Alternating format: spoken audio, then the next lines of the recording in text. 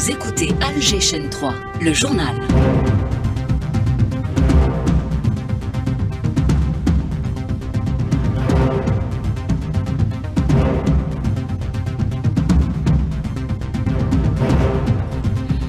Dans l'actualité, l'entrée en service des stations de dessalement du programme complémentaire, dernière en date Fouka 2, inauguré par le président de la République, un nouveau défi relevé sous Abdelmajid Tebboune. Deuxième session de la formation professionnelle, 300 000 stagiaires pour cette rentrée, dont le lancement officiel a été marqué à Blida, une session sous le signe de la numérisation. L'alerte météo pluie toujours en vigueur sur la partie ouest du pays. 3 personnes sont décédées à Ain Temouchen, emportées par les eaux en furie. L'entité sioniste viole encore l'accord de cessez-le-feu à Gaza, la libération de 600 détenus palestiniens retardés par l'occupation. L'armée bombarde l'enclave et le Liban où se déroulent les funérailles de Nasrallah. Législative en Allemagne avec l'extrême droite qui progresse à la faveur d'un rapprochement avec la droite. Journée nationale de la Casbah d'Alger, un ambitieux plan de réhabilitation est en cours. Les progrès sont déjà visibles dans la vieille Médina. Et puis en sport, football, dernier match de la 17e journée de Ligue 1, Paradou AC Mouloudia d'Alger à 20h au stade du 5 juillet. Madame, Monsieur, bonjour. Après la station de dessalement d'eau de mer de Cap-Blanc à Oran, le président de la République a procédé à la mise en service de l'usine de dessalement Fouka 2 à Tipaza, 300 000 m3 d'eau supplémentaire. Il s'agit d'une réalisation colossale et stratégique. L'Algérie démontre une nouvelle fois sa capacité à relever les défis. Le président Abdelmajid Tebboune. هذه الجزائر اللي نحبوها واللي يحبها كل جزائري، جزائر اللي ترفع التحديات تيمنا بمن رفعوا التحدي في أول نوفمبر 54 ببنادق صيد وأطرادوا القوة الخامسة في العالم من أراضينا الحمد لله. Sur le plan technique, c'est un exploit qui a été réalisé au niveau de Fouka 2 par des compétences algériennes. Le chef de l'État n'a pas manqué de le souligner. 300,000 متر مكعب يوميا، يعني 300 مليون لتر يوميا بربح أراضي في البحر. يعني ما فيش إلا التقنية نتاع التحلية، في كذلك تقنيات أخرى ما دام المساحة كانت ضيقة وباش ما نمسش المساحات الفلاحية اضطروا باش يربحوا مساحات في البحر، وهذا يشير إلى احترام أولا الأراضي الفلاحية، احترام الأراضي الخصبة، وفي نفس الوقت تلبية حاجيات المواطن. La priorité, c'est donc de subvenir aux besoins des citoyens qui expriment un grand soulagement, notamment à Tipaza, qui a souffert des années durant du manque d'eau. شكون رئيس الجمهورية حاجة مليحة للعباد ونحي الأزمة تاع الماء وإن شاء الله ينجحوا كاع في ولاية بازا والولايات واحدة أخرين. الإنجاز هذا إنجاز كبير وقادر يسد الاحتياجات تاع الناس وثاني يزيد من معدل تدفق المياه الصالحة للشرب ولا في المنازل وقعتنا. أمر كما نقول لك استراتيجي والأمن المائي، الماء هو كلش. La station de Fouka 2 et celle de Cap-Blanc font partie du programme complémentaire de 5 stations d'une capacité de 300 000 m3 d'eau. Chacune, ces projets auront nécessité la bagatelle de 2,4 milliards de dollars, Hamid Belkacem. C'est immense, c'est un budget colossal, mais la sécurité hydrique, l'alimentation en eau potable n'a pas de prix pour l'Algérie. Vous venez de citer la bagatelle de 2,4 milliards de dollars pour un seul programme, celui des 5 SDEM. Juste avant, il y avait, rappelez-vous, le programme des 3 stations de dessalement en urgence, celle d'El Marsa, de Corso et de Bateau Cassé. En attendant un autre programme qui va nécessiter un budget encore plus important, celui appelé programme supplémentaire qui va viser 6 stations de dessalement plus une, celle de Temda dans la wilaya de Tizi Ouzou. On rappelle que c'est un programme destiné d'abord aux citoyens, contrairement à un pays voisin qui consacre moins de budget pour l'alimentation en eau potable, et ce budget de dessalement va aller beaucoup plus pour le phosphate. On le voit avec les habitants de Tipaza qui sont très contents, contrairement aux contestations au quotidien dans ce pays à l'ouest de l'Algérie. Au nom du président de la République, ministre de la Défense et chef suprême des forces armées, le général d'armée Saïd Chengariha, vice-ministre de la Défense et chef d'état-major de l'ANP, a présidé la cérémonie d'installation officielle du général-major Zoubir Rouila, commandant des forces aériennes en remplacement du général-major Mahmoud Laraba. Saïd Chengariha a salué à l'occasion les réalisations continues de la diplomatie algérienne, de même que la diplomatie militaire qui a connu une dynamique soutenue, illustrée par le déplacement à Alger de plusieurs délégations militaires étrangères de haut niveau, ainsi que par ses visites dans plusieurs pays. Une alerte météo pluie est en vigueur sur une bonne partie de l'ouest du pays. Des oueds sont sortis de leur lit, notamment à Intimouchen, où l'on déplore 3 personnes décédées emportées par les eaux. Le sous-directeur des statistiques à la Direction générale de la protection civile fait le point. Il est joint par Mayel Kenz. Au niveau de la wilaya de Ain Temouchent, il y a eu à signaler le repêchage de 3 victimes qui étaient à bord de leur véhicule emportés par le cru de Oued à Bepsa. Les corps ont été repêchés ce matin par les éléments de la protection civile. Il y a eu le signalement des débordement de Oued à Bepsa au niveau de la route nationale numéro 128, ainsi qu'à la commune de Ain Darba. Il y a eu des opérations d'épuisement des eaux pluviales suite stagnation des eaux. Même chose au niveau de la commune de Chabat el-Ham et au niveau de la wilaya de Sidi Bel Abbas, quelques opérations d'épuisement des eaux pluviales effectuées au niveau de la commune de Sidi Bel Abbas, commune de Oued Sifoun et au niveau de la commune de Chlouf. Quelques opérations d'épuisement d'eau ont été effectuées à proximité de la cité Ashara. La prudence reste donc de mise. Un point météo spécial vous sera proposé à la fin du journal. Coup d'envoi de la deuxième session de la formation professionnelle. Plus de 300 000 nouveaux stagiaires ont fait leur entrée. Des spécialités nouvelles sont introduites, notamment la maintenance aéronautique et la gestion des aéroports. Le ministre du secteur l'a rappelé depuis Blida, où il a procédé au lancement officiel. Il a également animé par visioconférence un cours sur l'entrepreneuriat, direction Bouira avec Aris Chachoua.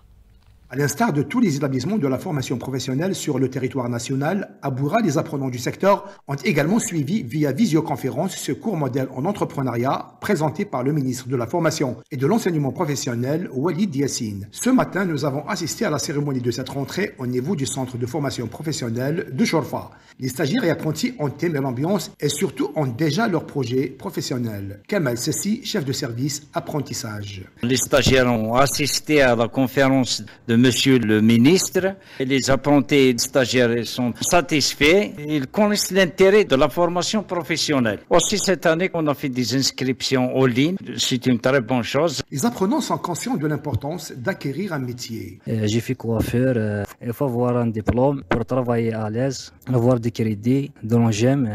خيار تاع الحلوى باسكو انا ديجا نعرف الحلوى حبيت نزيد نطور نفسي اكثر وان شاء الله ربي يقدرنا ونحل حانوت تاع الناس. نروح على سونتر دو فورماسيون باش نخدم على كويزين. La nouveauté également pour la wilaya de Bouira est la création de ce nouveau centre d'excellence en textile et cuir à Imbsem en partenariat avec le secteur de l'industrie. C'est en vue de développer ce créneau et former une main-d'œuvre qualifiée en face avec l'évolution de la technologie relative au cuir et textile. Bouira, Aris Chachoua, Algéchin 3.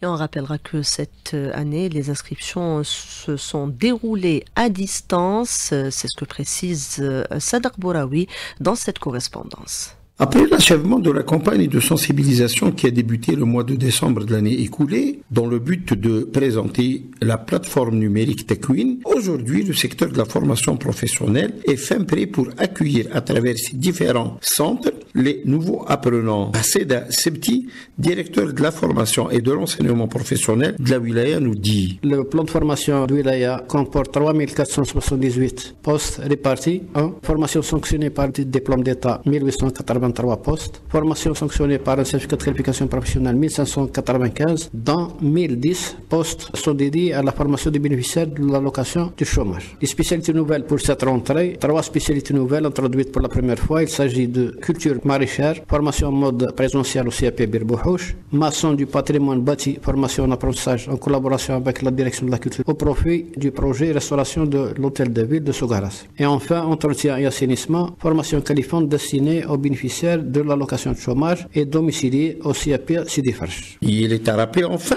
qu'à la fin du mois de janvier de cette même année en cours, 6455 apprenants ont achevé leur formation et 2580 diplômés sortant de Sogaras Sadq Bouraoui pour la Géchane 3. Une foule immense rassemblée à Beyrouth ce dimanche pour les funérailles de l'ancien chef du Hezbollah, Hassan Nasrallah, assassiné par l'armée d'occupation dans une frappe sur la banlieue de la capitale libanaise, peu avant le début de la cérémonie rassemblant des dizaines de milliers de personnes. L'armée sioniste a bombardé le sud Liban, l'armée sioniste qui continue à bombarder Gaza également, en violation totale avec l'accord de cessez-le-feu. On écoute à ce propos Rafet Rami, directeur général de l'association El Aouda. Il est joint par Karima Bennour. Plus de 30 jours après le cessez-le-feu, l'occupant n'arrête pas de le violer. Il y a eu plus de 100 shahids pendant cette période et des centaines de blessés, sans parler des aides humanitaires que l'ennemi empêche de parvenir à Gaza, y compris les engins lourds pour libérer les routes et retirer les corps des chouhada restés sous les décombres. Les tentes et les maisons mobiles sont rentrées en nombre très réduit. Même pour les échanges de prisonniers, la résistance a libéré hier comme convenu des prisonniers sionistes alors que l'entité sioniste refuse de libérer les Palestiniens et continue de bafouer tous les accords. Et justement sur ce refus de l'occupation de libérer les prisonniers palestiniens, on écoute la réaction de Youssef Hamdan, représentant du mouvement palestinien Hamas à Alger. Le système allemand basé sur une gouvernance de coalition. Donc vous choisissez bien ce que vous voulez au niveau des Länder, donc des régions, et il peut y avoir effectivement quelques surprises à ce niveau-là, et ça va faire rentrer... Donc Youssef Hamdan qui avait dénoncé justement tôt ce matin cette décision ou ce refus de l'entité sioniste de libérer les prisonniers palestiniens. Nous dénonçons vivement la décision de l'occupant de reporter la libération des prisonniers palestiniens. Il tergiverse, il refuse d'appliquer ce qui a été convenu. Il prétexte que les cérémonies de remise des prisonniers sionistes par la résistance sont humiliantes, alors qu'ils n'étaient ni menottés, ils n'avaient pas les yeux bandés. En réalité, c'est comme cela que l'ennemi relâche nos prisonniers. Et jusqu'à la dernière minute, il les frappait. Et nous disons aux sionistes qu'ils vont subir les conséquences de leurs actes. En Allemagne, les électeurs appelés aux urnes pour renouveler l'intégralité des membres du Parlement. L'Alliance conservatrice Union chrétienne-démocrate, Union chrétienne sociale est en tête des sondages. Elle est suivie par le parti d'extrême droite Alternative pour l'Allemagne, l'AfD, tandis que les sociodémocrates du chancelier Scholz sont à la traîne. Même si Merz, le chef de file du CDU, est pressenti pour être le futur chancelier à l'issue de ce scrutin, l'issue qui demeure incertaine, souligne l'analyse politique Yves Kouamaizo. Le système allemand basé sur une gouvernance de coalition. Donc vous choisissez bien ce que vous voulez au niveau des Länder, donc des régions, et il peut y avoir effectivement quelques surprises à ce niveau-là, et ça va faire rentrer peut-être plus l'extrême droite, l'AfD, au Parlement allemand. Supposer que c'est l'extrême droite qui gagne, il faudrait qu'il puisse faire une coalition. Si le vote républicain ou la position républicaine, c'est-à-dire qu'en Allemagne comme en Autriche, il n'est pas question de travailler avec des partis qui se revendiquent de l'extrême droite hitlérien. Or, le parti AfD en Allemagne, comme le parti extrême droite autrichien, travaille encore avec ces gens-là, dont les politiques peuvent refaire le vote républicain, c'est-à-dire que l'extrême droite peut, s'ils arrivent en tête, être choisi pour faire le gouvernement de coalition, et tous les autres partis peuvent refuser. Et du coup, comme il ne peut pas faire de gouvernement, il est obligé de remettre cette proposition au président, qui va dire « Ah, je prends à ce moment-là, celui qui est arrivé numéro 2, généralement les conservateurs, CDU ou CSU, eux doivent essayer de faire ce qu'on appelle un gouvernement de coalition, mais des gouvernements minoritaires. » Des propos recueillis par Rabea Slimani. Préparatif du mois de Ramadan, les marchés de proximité continuent à ouvrir leurs portes. Le cas ce matin à El Bouaghi, où nous retrouvons Nassar Benissam. Le marché de proximité de la ville de Moulbougui a été ouvert ce matin en présence de M. Amin Amara, conseiller du ministre du Commerce. Ce marché connaît en ce moment une grande affluence et une large disponibilité de produits, notamment les produits de large consommation. Au niveau de la wilaya de Moulbougui, 14 marchés de proximité ont été créés à l'occasion du mois du jeûne, dont 12 au niveau des chefs-lieux de Daïra. Le conseiller du ministre a précisé sur les lieux que cette visite s'inscrit dans le cadre de la présence sur le terrain de tous les cadres centraux du ministère pour veiller à l'organisation sur le terrain des préparatifs du mois de Ramadan et d'ajouter que 58 cadres sont également aujourd'hui présents au niveau national. Rappelons qu'il existe à l'échelle nationale plus de 565 marchés de proximité avec en moyenne un marché pour chaque daïra et nous travaillons, a-t-il ajouté, afin d'assurer l'approvisionnement régulier. De Moulbougui, Nasr Benessam pour Alger 3. Journée nationale de la Casbah ce 23 février, un site inscrit à la liste du patrimoine universel de l'UNESCO. Il bénéficie actuellement de travaux de réhabilitation s'agissant de la prise en charge du bâti appartenant à des privés. Une commission est mise en place, explique Rassim Barak, directeur de l'Agence nationale des secteurs sauvegardés, invité du jour avec Nariman Mendil. Les travaux ont été lancés, donc il y a un comité mixte chargé de passer à l'action et donc revoir sur le plan juridique la prise en charge de ces biens privés. Mais il faut noter en amont qu'il y a eu beaucoup d'opérations qui se sont focalisées sur le cadre bâti des unités habitatives à travers la réhabilitation de 143 immeubles. Il s'agit des immeubles de la Basse Casbah. Nous avons déjà la possibilité d'intervenir sur des immeubles mixtes où il y a des propriétés privées combinées à des propriétés qui relèvent des biens de l'État. Et donc à ce niveau-là, l'intervention se fait sur les parties communes. Donc vous avez les façades qui donnent sur l'espace public, sur la rue, vous avez les cages d'escalier qui distribuent ces appartements et vous avez aussi la prise en charge des terrasses parce qu'il y a lieu d'assurer une mise hors de l'eau, donc de revoir les étanchéités qui sont très anciennes. Ici, la marge de manœuvre est favorable. Et plusieurs activités animent ce dimanche la Casbah d'Alger qui marque sa journée nationale. Sur place, Sid Ali Fares a rencontré Ahmed Qadri, alias Qariqash, comédien, humoriste et auteur. J'avais une troupe à la Casbah, 84 boulevard de Verdun, donc Had وقيلة واسمها. Mais j'avais une troupe de grands troupes كما قرطبي كما شاعو حسين السعدي كما بابو عبد الله كريو كاع كانوا عندي في نجمة الصباح. كنت ديريكتور ارتستيك دا لا كوميدي. لي سكتش انا كنت نكتبهم واحد ما كان يكتب. J'ai commencé 7 février 57. J'ai commencé à Casbah d'Alger avec محمد بشازي جلول بجراء مصطفى قزرلي محمد التورني وعلى المحب. كاع قريت عندهم. يجي يكري دي ليف دو بلاغ ودريال مكتوب كاع لي بروفيسور تاعي. On a fait 3 grandes pièces, 3 actes à l'Opéra d'Alger, ورانا درك 3 châtiments divins وعقاب الله l'Arlésienne والشرف وريتت بن كماعو. Les 3 pièces درناها مع 3 années 58 59 60 مع جلول بجراح. Faire connaître l'histoire à travers le 7e art, c'est notamment l'objectif du film Min Ajlik, projeté hier soir à Alger. Le public applaudit d'ores et déjà cette production. Le compte rendu de Sid Ali Fares. Min Ajlik, pour toi, un moyen-métrage de fiction sur notre glorieuse guerre de libération. Une œuvre historique qui retrace le parcours d'un moudjahed et sa famille. Le réalisateur du film, Khaled El-Kbish. Il y a une histoire de 3 personnalités importantes dans le film. Moudjahed Abdel-Latif, qui est le père, Hasna la mère et l'enfant Zakaria. Et chacun a sacrifié pour que l'Algérie soit libre et indépendante, et dans le sens où Min Ajlik, c'est pour l'Algérie. Le comédien Jamal Aroussi revient sur son rôle dans le film Min Ajlik. خوه طلع الجبل وما صابوش كيف يديروا الخو داو مرت خوه داوه لا طورتور سي لوي كي ا كوفير سون فخير خوه في الجبل وهو il a gardé la famille et en fin de compte c'est lui qui s'est sacrifié. Le comédien Jamal Aoun joue un rôle de composition, un soldat français tortionnaire. Il trouve que le réalisateur a associé le théâtre au cinéma. Il a rejoint en fait l'exercice du théâtre dans quelques scènes, l'exercice du théâtre à l'image. Ça veut dire tout ce qui est intérieur, il a utilisé le néo-réalisme italien, et tout ce qui est extérieur, il a utilisé la face caméra, ça veut dire un genre de théâtre vivant. Le public était nombreux à la Cinémathèque d'Alger pour découvrir le film Min Ajlik. هايل عجبني كيفاش كانوا يتولني ولا سين تاع الاستعمار تعاود رجعنا وانا غير مالغري ما عشناهاش حسينا روحنا رانا لتما. صافي توجور بليزير نعاودوا نشوفوا ليستواغ تاع بلادنا. الله يرحم الشهداء وصافي بليزير دوكا كيما يقول لك لي جون نشدوا المشعل ونسبيغ ريفوار دوطخ فيلم اللي يهضروا على لا غير دو لانديبوندونس. Le film Min Ajlik réalisé par Khaled El-Kbish va être projeté prochainement dans plusieurs cinémathèques